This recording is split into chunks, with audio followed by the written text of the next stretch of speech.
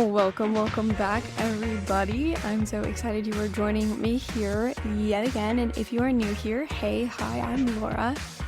Today I have Danielle on, who is going to spill some major gossip on podcasting in the travel space. I know many of you have been thinking about starting a travel podcast. Maybe you even have one of your own. This episode is where you're going to get all of that information delivered to you on a little silver platter. So without further ado, I'm going to pass it over to Danielle and let's get into it. Where should I begin? Let me see. Okay, well, first of all, let's talk about your books. So would love to know how that idea started for you, or the process of like creating them. What's it like to get one of these books on Amazon? How is that related to your podcasting? Or like, how did the podcast come first and then the books sort of thing? Are they related together? Would love to know. Yeah, so books are my smallest income stream. So it's nothing to brag home about when it comes to signs, and I'm all about the money. That's just how I am. But it's a great positioner. So for me, I love writing blogs, and that's why I started with in the travel space, is writing blogs back in 2015, even though I was like a reluctant writer. Like I never thought I was strong, but I wanted to do it. But I just felt like I had all these thoughts to share that were always truncated by like the word counts that I was trying to keep with the blog post. So ebook allowed me to just like brain dump and like share everything I wanted to talk about in one place for my audience.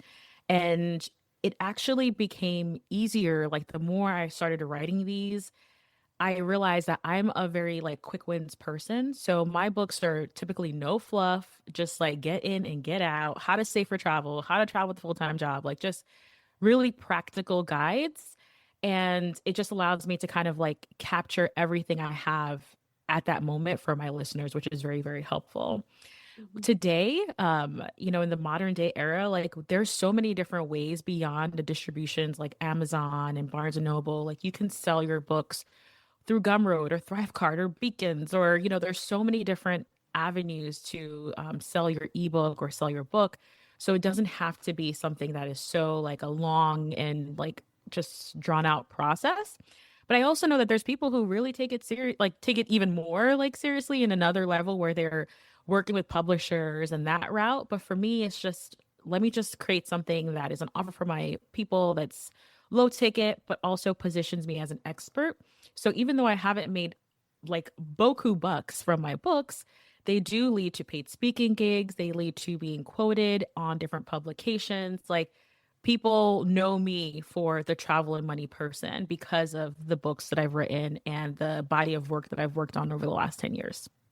That's so awesome. I think it's like a overlooked income stream for creators, especially like bloggers who are already doing all of the writing work. It's like, let's just distill this into one place, especially if somebody is like, okay, I am a budget, like they're super niche in like budget backpacking Southeast Asia or something. It's like, great, just put that all together. So that was super interesting and not something I'd really like thought about for travel creators, going the ebook route. Because I see a lot of the time ebooks used as like lead magnets, but actually using them as a source of income, I don't see often, which is really cool and makes me want to tell everybody to go write something. Consider it. Yeah. Yes.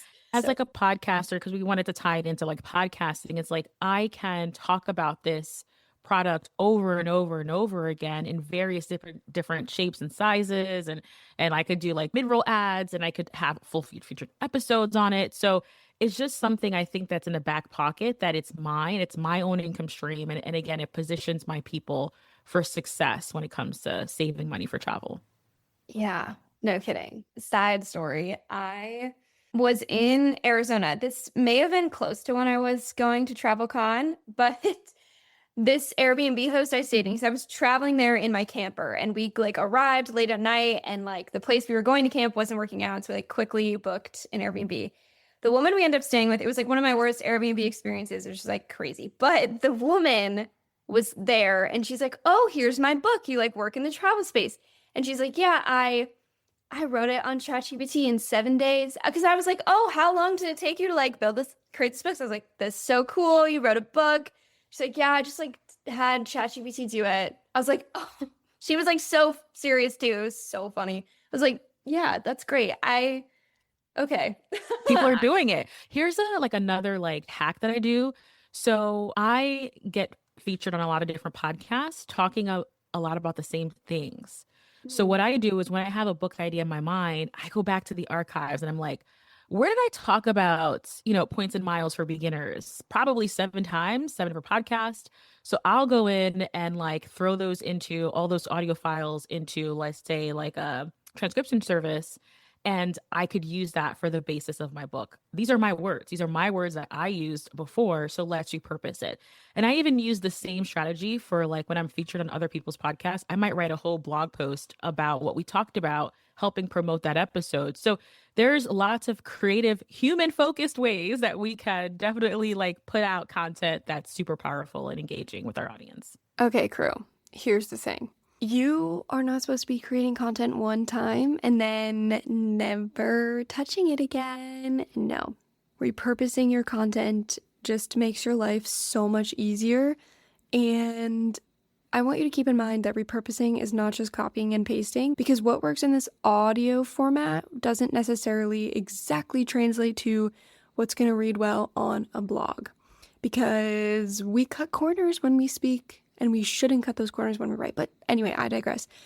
Oh my gosh. This is such good insight from Danielle, taking your podcast episode and turning it into a blog and then turning it into an ebook that is a lead magnet that then connects people to your email list to then sell them something. It's just like, go back and look at your top performing content and remember that top performing content is subjective. And if you really, really want to get into the nitty gritty of content repurposing, you can scroll down to episode number 2 of this show, where I teach you how to build a content repurposing system, which is kind of insane. I can't even really believe that that's still out there on the internet for free. But please be nice, because it was the second episode I ever recorded of the show. It's one of the most popular ones, and I'm not very good. But anyway, if building these backend systems sounds interesting to you, like you are a travel creator who's already freaking made it, you're already raking in the views, raking in the brand deals, and now you don't know what to do, that's where the Travel Creator Business Plan comes into play. The Travel Creator Business Plan is my new program. It is the only thing that exists like it. It is a membership where I help the travel creators who have already seen success make their content creator business actually manageable, scalable, and far less work. Because once you make it as a travel creator, the resources stop. They're all like, oh, here's how to go viral, or here's how to make amazing content. But you're already doing those things. So now what? That's exactly what we're doing in this membership. If you want to get in on this membership or you want to be a founding member, I only have 10 slots and only a few more are available. So you can head to Instagram at Travel Content Writing and send me a DM, and I'll make sure you get all the deets. We have to talk about how your podcast is in-flight entertainment. That's crazy. Wild. Still wild to me. Have you listened to it or like clicked on it, like seen it in flight yourself? No, not yet. I haven't. I've been road tripping like most of this year. But I am flying with a Iceland-based airline very soon. So I'm looking out if my podcast is on that Iceland airline. So I will be yes. forever looking. Now that I know this, I will be Yes. forever looking. I will make sure to bring headphones specifically for the in-flight entertainment so I can listen to your podcast. But you have been podcasting for a long time. When did you start? I started in 2018, 3 Okay. years after starting my blog. Okay. I'm just curious. Did you take like your blogging content and then just make that into podcast episode? Okay. Yes. Yes. Literally, funny sidebar story. I was so nervous. Like I had a dream of starting my podcast years prior, maybe back 2016-ish. But I was just so afraid of the tech at that time. Like it just felt so overwhelming. And I was just like, ugh. But when I first started the show, I said, you know what? Like I'm going to start off with a banger episode, which is episode like on how to start a travel fund and why you need one, which is still one of my most popular ones today. And I read the blog post. And I read the blog post, and I just practiced with inflections in my voice so it doesn't sound like a stale, like just monotone voice. And that's how I started, you know? Why not repurpose what you have? Even to this day, like I'm working on a post right now, I write the article first and then I put it on the podcast because I could just look at the bullet points. I could just kind of skim, and it's kind of like my script that I could use for the podcast. So definitely a lot of the things that we do as podcasters, if you have writing experience, you could leverage those skills to one up your content creation game for sure. Yeah, totally. I would imagine since 2018, lots of things have changed online. And I know like I'm kind of sick of people talking about storytelling because it feels almost like a buzzword at this point. Because it's like, okay, great, you have to storytell, and it's like, okay, are we losing its meaning because we nobody can shut up about it? And so I'm really curious from your experience of starting the podcast in 2018 to now, if or what has changed in the storytelling process, if anything. Absolutely. So huge. When I started my podcast, I thought it was just going to be like a solo cast, just me and interviews occasionally, having kind of a mix of those two together. But then around like 2020, I had this like itch to monetize via sponsorships and brand deals. And I had experience working with tourism destination, tourism boards on the blogging side and the social media side, but I was having trouble like connecting to the podcasting side. And there weren't a lot of examples out there of like people I saw who were indie, like small like me, podcasting in their closet to do this. So I tasked myself with learning journalism slash storytelling. So when I'm approaching destinations and potential sponsors, I am bringing a story to them that they can sink their teeth in, say yay or nay, and now I get assigned to tell this story. This is so much more powerful than telling them, hey, I'll just run a 30-second ad, or hey, I'll just feature you on my newsletter for one or two hits. Like a podcast, like I mentioned, some of my episodes, like they are still getting listens 5, 6, 7 years later. And I got better at telling stories that my listeners and the destination can sink their teeth into for the long term.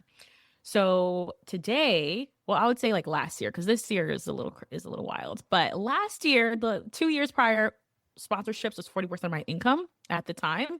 So big, like this was a huge part of what I was doing is traveling the world, telling stories. And I'm someone who had no real storytelling experience, just being curious. To me, storytelling is about curiosity and thinking about my listener. Like when they're at a destination, what do I want them to know about this place? The people, the feeling.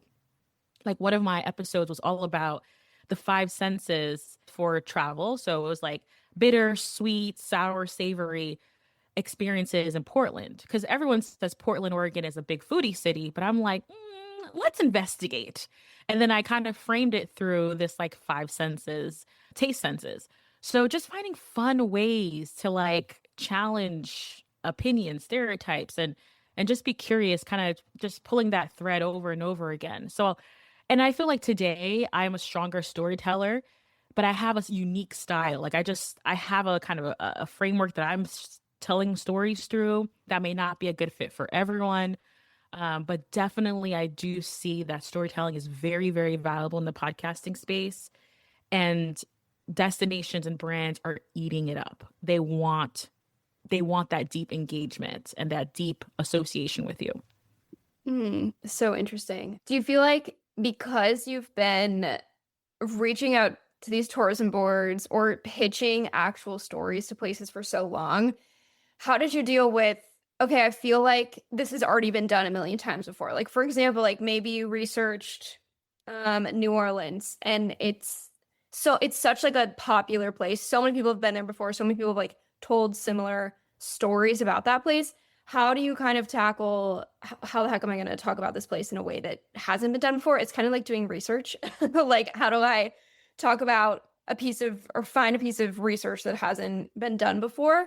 Yeah, so there's two approaches. The first approach is if you can get some airtime or FaceTime with the decision makers at these brands and ask them the simple question like, what are you working on in an ideal situation? What would success look like for you this year? They will straight up tell you, like, they know exactly the kind of stories that they need help telling. And sometimes destinations will tell you, hey, we're not focusing on storytelling right now, destination storytelling. They may say, hey, we're focusing on other things. So that's very like if you can, so go to conferences, visit those booths, get cards, like just connect with them in person. And then the second side is let's say you don't have any connects, comb through their website, their homepage, just look at the visuals and the vibes.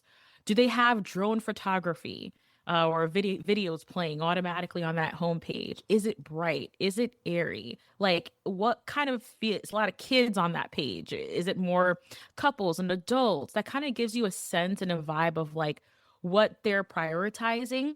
And then I recommend go to their media page. So typically you'll find it at the all the way at the bottom of a website for like a tourism board, for example. And sometimes they'll tell you story angles that they're looking for. They say very plain. And one of the questions I had for tourism boards was like, you mentioned these five story angles. Do you really want this? Or is this like lip service? And they're like, no, we actually have money set aside to tell these stories. So don't like, it could be that easy. Just go on their website, get a vibe, look to see what stories that they have. And then the other thing that you could think about is like, what is destination known for? That could be a string, yes, but also what are they not known for? Or what is something that is like an emerging idea or trend that you feel like isn't necessarily getting a lot of publicity or getting a lot of traction? And sometimes just bringing your idea to the audio format is enough. One of the things I always do when I'm looking at a destination is like go into Apple Podcasts and type the destination. A lot of times you see zero content about the destination, like things to do or places to eat. So just the fact that you're bringing this content to audio can be enough for a destination to be like, ooh. They always say like if the destination is not telling their stories in audio, someone else is telling their story for them. So you want to position it as if like let's help bring these listeners to know about you in a way that is so intimate, so deep. So there's just like a bunch of different ways to tackle it, but it could be as simple as just we're just bringing this to audio. I looked in the Apple Podcast feed, I saw nothing about Slidell, Louisiana. So here's my idea, and that could be something enough where they bite.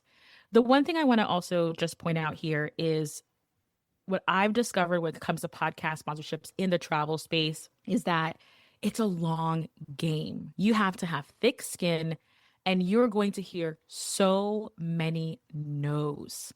But for you as a creator, the thought process is I'm building relationships and I'm not expecting. There's no excitement until I sign the paperwork and I am assigned this gig and we are, our flights are booked and all of that. Like that's when I get excited. For right now, it's like all about building relationships and sharing ideas and being on their radar. Because depending on when you pitch, they may not have the funds. There's funds maybe all spent down or whatever, but you are one of the top travel creators that they want to work with. That is more important sometimes than anything. I think to me that's why this year 2025 when we're recording this, like it's been kind of crickets. And that's usually crickets first half of the year for me, then second half. But second half has been crickets too. Like it's been very, very quiet. But to me, I'm in it for the long game. So you say no to me now, but next year, the year after, I'm gonna be that girl. I'll be that girl still here doing what I'm doing. So I hope that helps. Oof, this is such a good tip. You are going to hear no, and I'm sure you already have before building this travel content business. You're going to hear no a lot, and that doesn't change automatically once you hit like 1 million followers. Hearing no doesn't make any number of followers doesn't make hearing no go away. And I just want to take another moment to remind you that going viral does not solve your relationship building problems either. It's not like once you hit a certain follower count or milestone, that all of a sudden you are landing deals left and right. That is not necessarily true. Most deals are landed through collaboration, relationships, your network, and of course, some inbound leads. So it's so important, even if someone has an aligned audience with you, if they are even a smaller creator, to connect with them because you never, ever, ever know who can help you achieve your goals. Plus, it's just so fun to get to know people in the creator space. Oh my gosh. Unless someone emails me and they're like, Laura, no, like, we're not doing this. I'm like, okay, fine. But I will knock down their door until I hear that explicit no. Because I can't tell you how many times I have emailed people and then on like the fifth email I sent to them, then they respond. I'm like, see, most people, when you do cold pitching, they're like, only send 2 or 3 follow-ups. I'm like, you know, I do not take no for an answer unless they're like, actually, you are annoying the hell out of me. You need to stop. I'm like, okay, fine. But until you say that, no. Because I feel like we'll just have all these things in our head that we're like, oh, they don't like me. Oh, they hate this idea. No, they're just busy living their lives, stressed out. Yeah. Okay. Yeah. So they just need that little nudge. Yeah. We're They're providing actually a service. Yeah. They're not thinking about you at all, actually. And Yeah. it's not that deep. It's not that deep. That makes me think about pitching overall. Do you feel like, well, one, like, okay, 2 thoughts I'm having. One thing I've noticed from working with like travel influencers is that there are so many, but when you get to working with some of the biggest ones, like that world is not very big at all. And I feel like, I wonder if you notice the same thing, like so many cities around the world have tourism boards.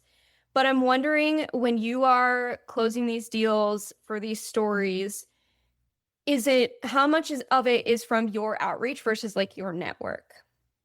Ooh, I would say, like 80% is me. 80% is me from start to finish, putting myself out there, going to the conferences, making those connections, sending that original outreach, pitching the ideas, asking to jump on calls. Like that's all me. Mm-hmm. And this lifestyle and this like way of making money isn't for everyone. There are some travel creators who are like, I want to write books and I want to, go and lead group trips and do other things. And that's good. But to me, I don't necessarily like asking my folks for money on air. Like I have the business model where it's like, I'm in the background hustling. All I need you to do is just tune in. All I need you to do is just enjoy. Tell them, give me feedback so I know we're in the right direction.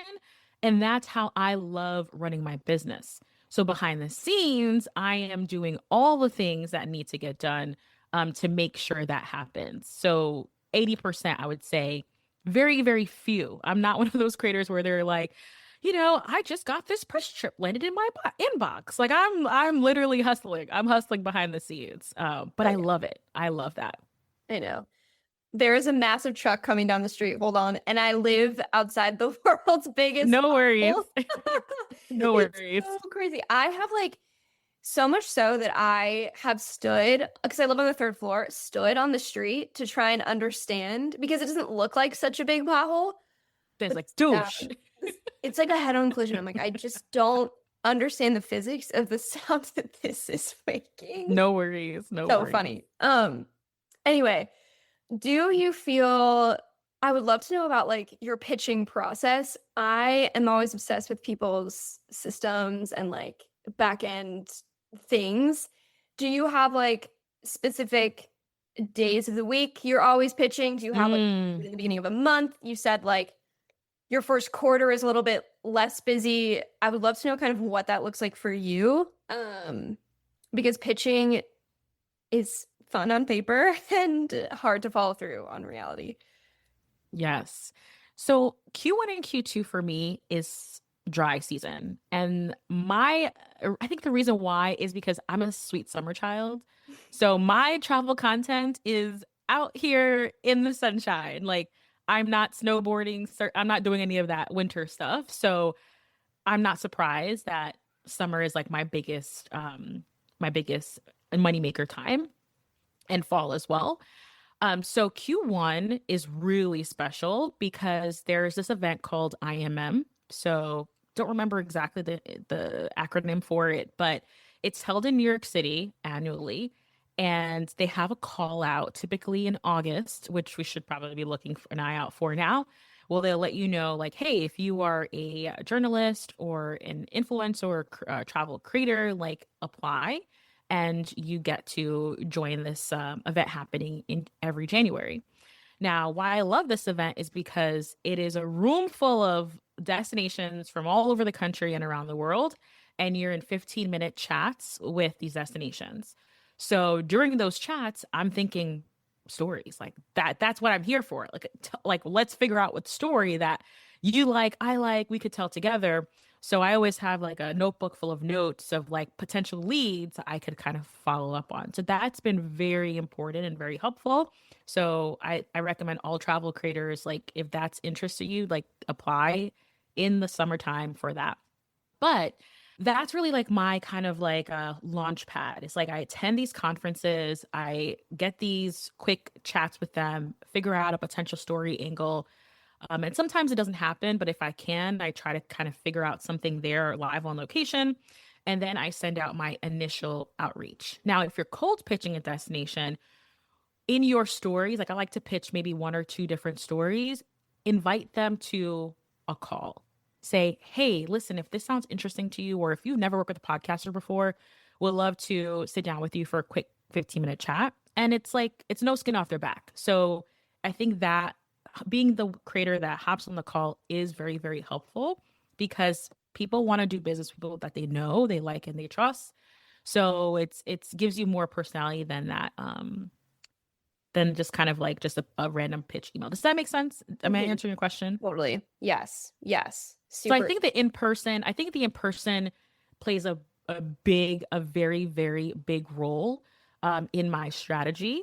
That's the biggest piece. So I do try to kind of have a conference I go to in the beginning of the year and then at the end of the year. So I kind of constantly have like an inflow of just like opportunities. Something else that I've been doing also is like I also sign up for newsletters that curate like travel writing creator gigs as well, because there may be like press invites or they may be creator opportunities that are kind of being mass shared out there where you don't necessarily have to meet the person like one on one. So, for example, Jet Set Crew by Jen Ruiz. I'm on that newsletter and she kind of sends you out, very routinely like what's out there beyond journalism stuff. So that's been very, very helpful. But I think if you can get on the phone, get that 10-minute FaceTime, it will definitely lead you to success. And then don't be afraid to circle back with the ones that did pay you and the ones that you did campaign with. So that's what I'm doing now. It's like, hey, I know you loved the work that I did 3 years ago. Things have changed so much. Like, let's come up with another idea. Let's come up with another story. So you could retap that, you can retap your old client. These are clients, right? These are 100% clients. Retap them so you don't have to constantly put yourself out there all the time. Oof. Yes, that's so good. Reaching out to people who already love you. Have you ever had a difficult time trying to convince a tourism board about why they should go the podcasting route? All the time. All the time. All the time. So here's the truth of what I've learned is that a lot of times they don't want to be the first and the only. So if you could work really hard to get that one client and get that one case study, that one win, you could say, well, so and so hopped on board, and you could actually share with them the episode that you created so that they can hear it. Unlike YouTube and even blogging, like audio it's kind of like this, like, it's just in the air, right? It's like you just hear it. So they don't know what it feels like, or, so I always say, have an example, a good one, have a good example of the episode that like, it's your portfolio. So have an example of an episode that you can share with them, or even if it's just like a soundbite where it's like, hey, listen to 2 to 250 to kind of get a sense. and use the names of the clients you had previously to compound on the next clients. Because a lot of times they just are scared. They don't want to be the only one. You're not the only one. I've had 20 different examples here. So it like it gives them peace of mind that it just is like you're legit and you have an audience to prove it, So So interesting. Yeah, I feel like we're at this weird space where podcasting has been around for a long time, but not in this travel tourism board space. And so we're at like a interesting crossroad. I remember at TravelCon hearing like every tourism board should have a podcast. And I was like, oh my mhm. gosh, there's just so much untapped potential for podcasters to work with tourism boards. I'm like, it's so interesting. Okay, if you want to know even more about tourism board and how to work with them, tourism board pitching, I'm going to need you to go back to episode 54. It's a very popular episode of this show, which is so awesome, where I spill what the heck you need to know if you want to work with tourism boards. I think hearing no's is expected. Like just have that skin where you're like, I'm going to hear a no, and here is how I'm going to overcome that no. Like for example, have that portfolio ready, like have samples ready. You need to have a strategy. Like we're still pioneering in this space right now, but they're not going to be the one and only one. So I hear no's all the time. But the thing about for me, it's like I'm planting seeds. So when they are ready for an audio campaign, they have no one else but to me. Like, oh, I remember her from like 3 years ago. She's still doing her thing. Let's work with her. So I think all of that is really important when it comes to putting your like strategy together for sure. Mm-hmm. Yeah. The no's aren't really that bad because like, great, I'll just literally add you to a Google folder to come back to later Absolutely. on. Yeah. When did you start your podcast, Road Trip Ready? Mm. When did that come? That's great. When did that come? I think that came like a year and a half ago. So I'm one of those people. I love when these, huge brands come out with like travel study of the year and they tell you all the travel trends. Like I love looking at those. And it's became like a no-brainer where it's like road trips are here. They were here to stay during the 2020, all that happened. And I think even like today, that a lot of people are not spending as much money on travel experiences due to a lot of different factors, including the economy. So road trips are accessible, they're easy. And me and a buddy of mine, who I actually wanted to start a podcast back in like 2016, 17, but we didn't work out that time. We were like, let's just work together and just do this. So I think to me, there's still a lot of open space. Like there's a show that just popped up recently all about best friends traveling. So just like interesting, like little pockets of niches, and they're doing so well. So to me, road trips felt like a really interesting place to start. And we kind of wanted to limit it a little bit where we just focus on US and Canada, so that we're not kind of spread out too thin. And kind of some mishaps. We worked so hard on the first season and we're like, we'll be back in a couple of weeks, guys, like taking a little break. And we came back in a year. So to me, it's about when you're adding another podcast to your workflow, you can bring a lot of the insights from your main podcast, but it could sometimes be that stepchild that's like not taken care of, if you're not doing it, if you're not making it intentional. So now my focus is like making sure that this project gets a lot of attention because it's growing so fast. Yeah. What did you take or learn from the thought card and then put that into Road Trip Ready? Oh yeah, there's so many things. So one of the things that I talked to my co-host Chris about was, we kind of came up with a list of episode ideas. And I told Chris, I was like, Chris, we need to launch with a banger every season, and we need to close the season with a banger. So you bookends, they have to be like amazing. Why? The first episode that's on your feed, people are always going to go back if they, if they love your content, they're going to go back to the beginning and like binge.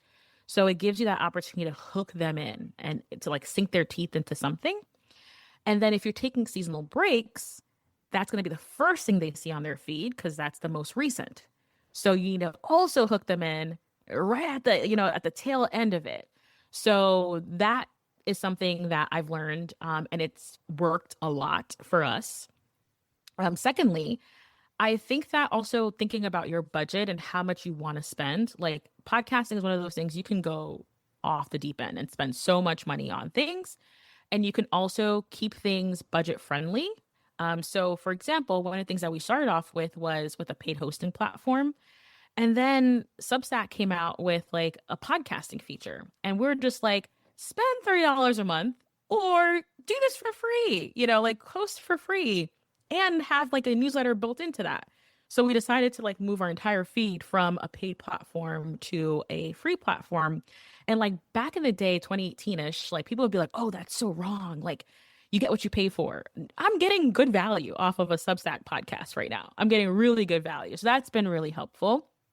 And then I think the last thing is just understanding how podcast players have their own algorithms. And we call this podcast search optimization. So there is a keyword strategy. There is a SEO strategy built into podcast players that people typically don't think about, but it's out there. So knowing how that works, I've been able to literally copy and paste that to Road Trip Ready Podcast so that we're coming up for the search terms that we want to appear for. So that's been really, really helpful. And then lastly, like I've used Road Trip Ready to experiment. Like we've tried posting on YouTube. Like my co-host Chris is a videographer. Like he's great at YouTube. But we realized that our podcast is so much more successful right now than our YouTube channel. So we're like, let's just put gas to the podcast. So a lot of lessons. I think they kind of say like podcasting is like tattoos. You have one, now you have like 20. It's really true. It's really, really true. That's a funny. And I have no tattoo. I have no tattoos to claim of, but I hear what they say. So they say. Yeah, I am good with one podcast. Yes. I So- love your show. I listen to your show all the time. I love You're always spicy. I'm like, ooh, yes. I need to get myself together. I love it. I love it. Yeah, somebody's got to say it. Somebody's got to say it.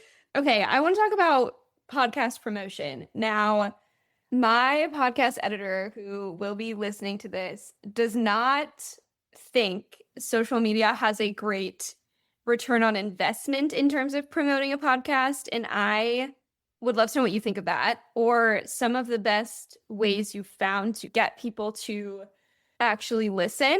I mean, we know newsletters do great, but I don't know about social. And for my own show, I've kind of left it blank because it's been doing fine. But I'm always curious, like, if I put more time into promoting it on social, would it really do much? I don't know. I would say probably not. So I feel like it's okay for me to be like, social is not for like, well, let's take a step back. So I've tried it all. And for me, social has never worked, not even a little bit. Social is good for making you feel like you're marketing, but you're wasting your time. Like it feels like I'm amplifying and putting it out there and sharing it in my stories. Like it feels good, but it's not really. So today, if you go on my profiles on like Instagram, like you will see a couple of clips that I have. I share on social, especially the clips with the interviews with my guest, for the sake of my guest, really. Like they said this really interesting thing, so I want them to see themselves on this reel and for it to live on their feed as well. But I'm not expecting any real ROI from it. 40% of podcast listeners are using the search bar within Apple, Spotify, different podcast players to find other shows. I'm pretty sure that's how I found your show. Because I'm always like, oh, travel creators. And I feel like you're one of two that I follow, like very specific for travel. So don't sleep on just the search bar alone. So what I always say is whatever your niche is or your keywords for your show, type that into the search box and make sure that you are 1 or 2 in the ranking there. That itself will bring in probably 40% of potential leads. You're good. You're chilling. Like, you're fine. You're good. Like, that is easy for me. What I have done beyond the podcast players is just be very strategic within your content. So that looks like I can never leave my listeners just empty handed. I'm always telling them what's next. Like, you love this episode, you've got to listen to this episode next. I call that like a handoff. So every episode leads to another, kind of like blogging, right? We've heard this strategy, but it's like every episode leads to another one, to another one, to another one, so that there's no loose ends. And that also helps you tighten your content so that all your content is kind of like in this ecosystem related together. So that's one. Making sure you're linking to other content in your episode descriptions as well. Again, guiding your listeners through the journey. And then you could even do things like playlists. So Spotify has a really good playlist feature. So I create playlists for like a cheap flight playlist series. I have one for some of my travel storytelling ones. Like, I'm just doing all the work for my listeners so that all they have to do is click play. Like, that is all. Like, I'm telling you exactly what I think you should do next. So these are like the things that I feel like podcasters could be leveraging and using without having to like make it this big hoorah. And it's actually real ROI. Yeah. And then the last thing I'll say here is like, just keep your eye out and your ear out for like new tech coming along. So for example, Spotify has a Spotify creators where you can log into your Spotify account and like see the back end of your systems and what's going on. And very prevalent is the discovery section. So Spotify is telling you how many people they put your show in front of and that funnel where they actually go and listen to an episode. And that to me is saying that Spotify is tracking this data and they really care. And they've been adding like just really cool things like your reels. So now you can upload a maybe like 60-second reel, longitudinal video in Spotify. So what I do, I already get it sent from like StreamYard. It already is done for me. I post that to Pinterest. I post that in Spotify. And that's just another way people are in-app discovering me. So I'm like in-app. Like, I don't need people. I mean, word of mouth is popular, but you will waste so much time on social. So I like what your editor said. Kudos. Yes. Very smart. Very smart. This is Marie, Laura's editor, and I just want to say that I was right. And thank you, Danielle, for confirming it for me, because you're a true expert and I feel like a queen now that you confirmed it. Okay, back to the episode. SEO is king in podcasting. Thank you. Goodbye. I agree. I think like the more that I talk about podcasting, and I didn't know anything about it when I started, like at all. I was just like, nobody has a podcast about what I want to talk about, so I'm going to do it. And I almost don't want to tell people about how good podcasting is because it's like the best and easiest thing I do. It's crazy. And I'm like, I don't want to tell people that it's so good, because if you can create good content and get good at SEO keywords, that's literally it. That's literally it. Okay, creators, I have a little favor to ask you. Linked right below in the show notes is a 3-question form. I just want to know how you found me. I just want to know, was it the SEO from my amazing producer? Was it because you heard this from a friend? Was it because you found me on Instagram? I just want to know how you found this podcast. So filling out that form in the show notes would help me greatly. All right. Thanks so much. And I think when you're looking on YouTube, you see these numbers and you see like these big views and you're just like, oh man, like, wow, that's pulling 17,000 views in 24 hours. But we don't really know the back end beyond the visuals, like what is it actually doing for their creator business? Yeah. That is important. Like you may not necessarily need thousands and thousands of listens in an episode to convert for whatever it is that you're looking for, whether it's sponsorships or sales or whatever. So just know why you're doing this. and then track that success, because you might be successful very easily with a podcast, more than likely, probably. Yes, for sure. Totally. I know creators who have tiny audiences who make a lot of money, and creators with really big audiences who can't leave their 9-to-5 job. Struggle. And it's like, oh my gosh, it's just all a lie. It's all a lie. Nothing is real. I especially feel that way when I am writing content about these places that I've never been to, like researching and writing about them, but I'm like ghostwriting for a creator, and I'm like, I'm just sitting here saying I'm in Namibia at this national park, and I'm like, everything is a lie. None of it's real. It's okay. It's fun anyway. Okay, that was really insightful, and I'm glad that we could break down kind of the truth behind social media for podcasting, because I know several people this year who are really talented at what they do, create podcasts, and they set up like these amazing social pages and these amazing everything they're doing. And I'm like, you're doing too much. Like, this is amazing. And honestly, that's when it makes me in my head go like, oh my God, I should be probably talking about this on social media. Then I'm like, that's not really, literally it's just wasting my time. Literally just wasting my time. But none of them have published episodes in months. And I'm like, that's because I think you're making this too difficult.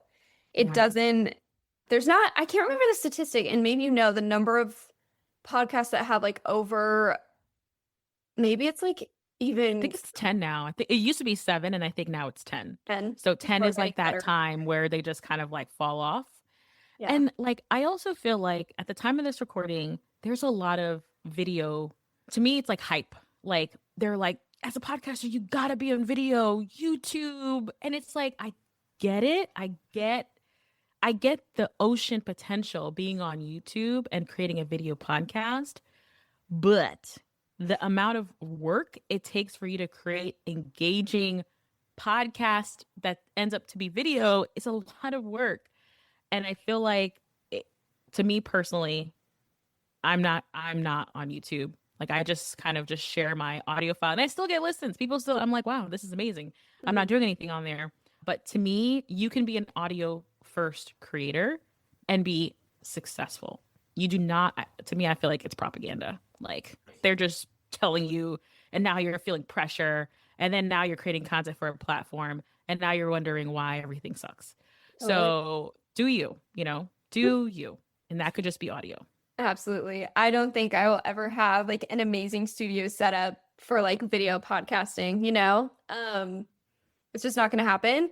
But yeah, I love that, because it also gets to the point of like, do what comes, the format of content that comes like naturally to you best. Like, some people are like, amazing, I could sit down and pound out a blog about this place. It's like, amazing, do it. Don't force yourself to like sit in front of the camera and talk about it. Don't do that. That's like not helping anybody. Do what you're good at, and people will recognize that. And it's very simple, but it's not easy. But I'm glad you reminded me of that. And I feel I was just like away for, like almost 2 weeks, like backpacking and like so far outside of civilization. And it's like so hard to come back to being excited about anything. Well, did. Yeah. So this has been great too, because now I feel like, okay, yeah, I'm re-inspired. I was waiting for that time to come. It's been a few days, and like I'm waiting for me to get back into it. So that's really, really awesome. Is there anything else you want to say about podcasting, or from the back end side of podcasting, or your podcasting business? Would any of that I'm here for, or if you're like, I just got to say this piece and then I will be happy with myself, you can float away. I feel like some people may say, oh, is it too late to start that travel podcast that I really want or have had on my mind for a long time? And just like the example I showed you about like a best friend travel podcast, like that just came out. They're at like 20 episodes right now or something plus, and they're doing so well. So I feel like if it's on your heart, and as a creator, sometimes you have things that's on your heart and you just like come back to it over and over and over and over and over again. You can start off with a podcast series where you say, I'm going to put out 5 to 8 episodes and see how I feel. You don't have to be this person like me. I have no end dates in my it's just always like, but I've been doing this for so long. So I would say if you're starting out and you're just like, I just want to test this out, test out a series and say, I'm going to do a couple episodes intentionally. And then you see how you feel and how the results are as a result, of doing the thing. That's how I would approach it. And if you have no interest in actually starting your own podcast, be a guest on different podcasts. You could still leverage the audio experience without having to host your own show. So I think there's space to have a lot of fun, whether you're behind the mic, in front of the mic, like you can do it all. Don't feel the pressure. And lastly, just do things for you. Everything we talked about today, a lot of it is counter what the industry will tell you or podcasting industry will tell you. Like I've veered off course and I'm successful because I veered off course. I had to figure out what's right for me as a creator versus other people. I can't just copy and paste. I have to, intentionally strategize and come up with something that I can just run with. So that's my last piece of insights. Yeah. I love that. I actually thought of one question for you while you were talking. Yeah, of course. Yeah, of course. If somebody is listening to this and they're like, yeah, all right, I'm sold. It has to be a travel podcast. I've been thinking about it forever. I'm here. I'm going to do it. But then they open up their Spotify and they're like, travel, whatever. And there's 50 different shows. How would you encourage somebody to figure out how to differentiate themselves by sharing a travel story podcast? There's just so many, and there's so many shows that have already knocked it out of the park and done it so well. How can somebody start in this space? Mm-hmm. So I would say I would probably leverage the popular topics as keywords, as hey guys, signaling you with these words. But then the nuance of the content of your show is different or is more specific. So I also feel like there's niches within travel podcasting, but it's less rigid also. So don't be afraid to kind of combine things. Like I have a travel and personal finance show. For so long, people were like, I don't get it. I'm like, you need money. You need money to travel. It's simple. It's really simple. Points and miles, cash, you need money. So I've taken two interests, combined it into something that's just me. And still today, 8 years later, there's still not a show that does it like me. So you have to really lean into I have new thoughts, I have different thoughts, or I have different takes. And I could still use the keywords, those big keywords or those big words that a lot of travel podcasters use. I'll put it in my title, I sprinkle it around, but I know, inherently that my content will be a different spin naturally. Does that make sense? Oh yeah. That's so good. That's what I wanted you to say. Okay. I could have answered that question, but I was like, nope. They're tired of hearing me. We don't need to be doing that. What do you think? I'm going to flip it. What do you think has been your favorite thing about podcasting? Oh yeah. Okay. My favorite thing is that in 60 minutes, I can meet someone in the industry who is doing something cool. I can create a long form piece of content. I then have content for my newsletter. And then if I feel like it, I have content for social media. There's not many things you can do in a business in 60 minutes that can flourish into so many other things. That's what I think is so cool about it. I also love how blunt I can be, because I think there's spaces on social media and online where people are like, yes, we want to hear what you really think. And I'm like, cool, but I can't express that to you in 30 to 60 seconds. It's just not my, like we said, that's not my thing. And so it's so fun to be like, okay, let me round up the troops of blunt content creation because nobody's talking about it and somebody needs to talk about it. So I guess it'll be me. So it's been fun to have that place to share. And I thought nobody would listen. I was just like, we're listening. We're listening. People are listening. Yeah. listening.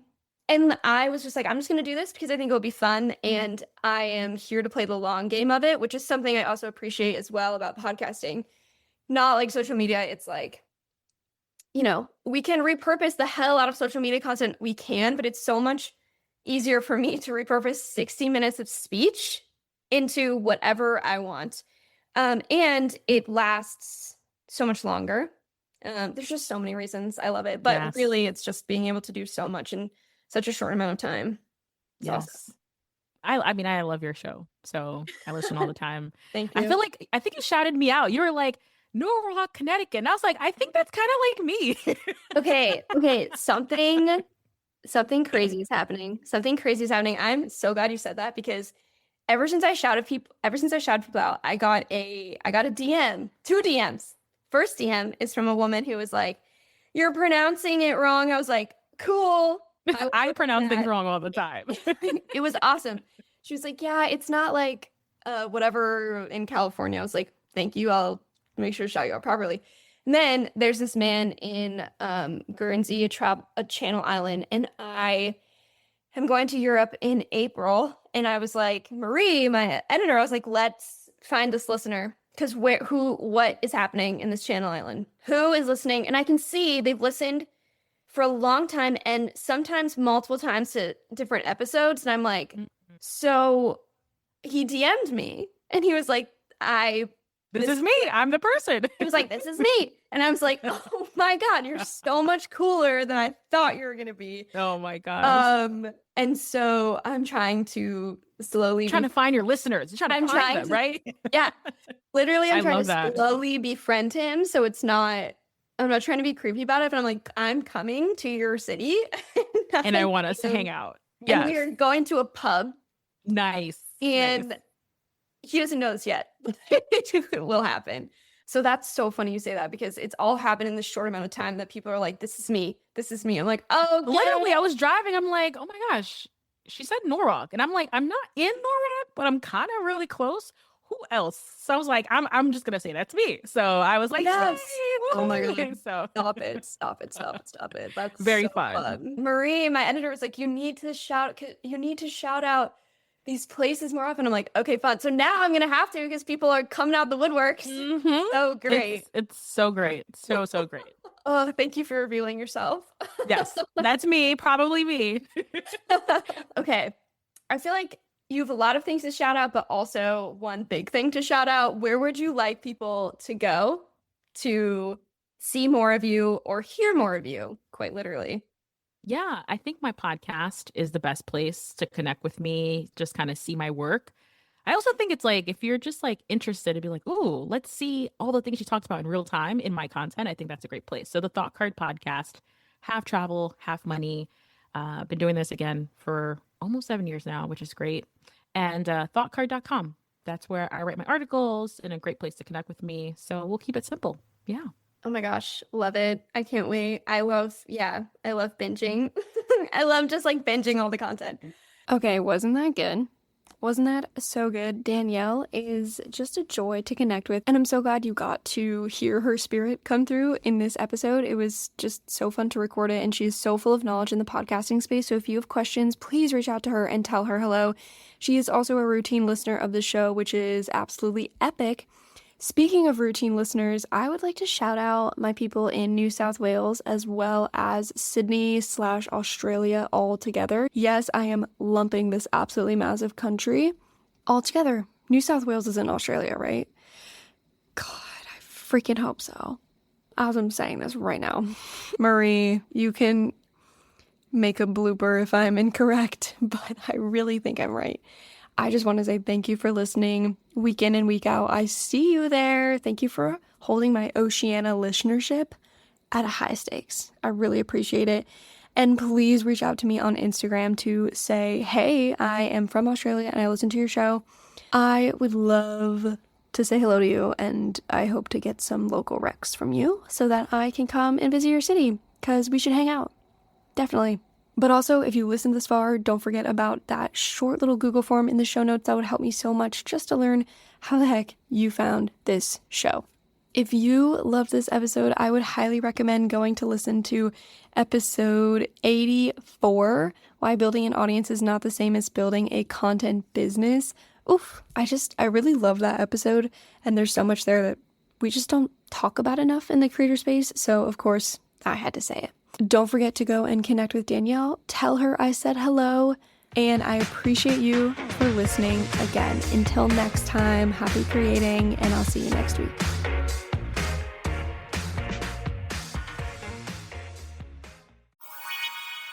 This podcast was produced by Your Girl Media.